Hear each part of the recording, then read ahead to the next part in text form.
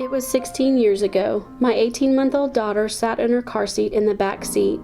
As we approached an intersection, the light changed to red, and I noticed a man standing in the median holding a sign. He was dirty, his clothes clearly had seen better days, and he seemed to be talking to himself. When we stopped at the light, he tried to get my attention by waving the sign back and forth. It read, "God bless you, please help me." I did not even look his way as I listened to my daughter talking to her doll in the back seat. The light seemed to be taking forever to change to green while I completely ignored the man waving the sign around, until I didn't. The man approached my car, but instead of coming to my window, he went towards the back window on the side my daughter was sitting on. He looked at her through the window and began to tap on the window. I reached down to make sure the doors and windows were locked. My daughter stared at him through the window, not a sound coming from her at this point. The man tapped on the window again as he pointed at my daughter through the window.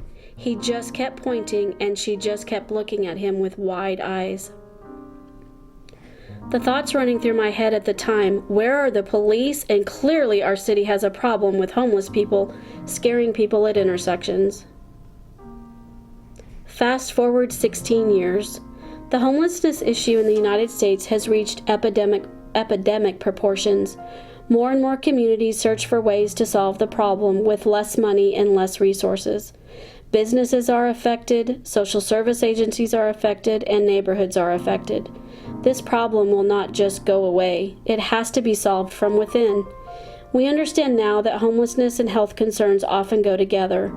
As of 2014, the National Alliance to End Homelessness noted that 20 to 25% of the homeless have a diagnosable mental illness, and people living in shelters are twice as likely to have a disability compared to the general population.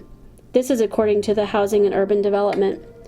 People experiencing homelessness often have complex medical, mental health, and substance abuse conditions. Fast forward the same 16 years, you will no longer find a frightened mom just wanting the light to change green.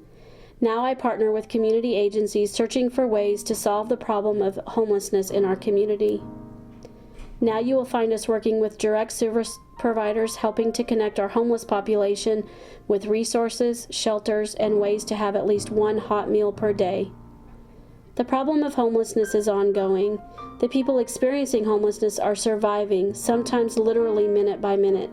Finger pointing or denying the problem even exists do not solve the problem. Community and civic leaders, businesses, social service agencies, mental health organizations, policy changes, and funding begin to solve the problem. Raising an awareness begins to solve the problem.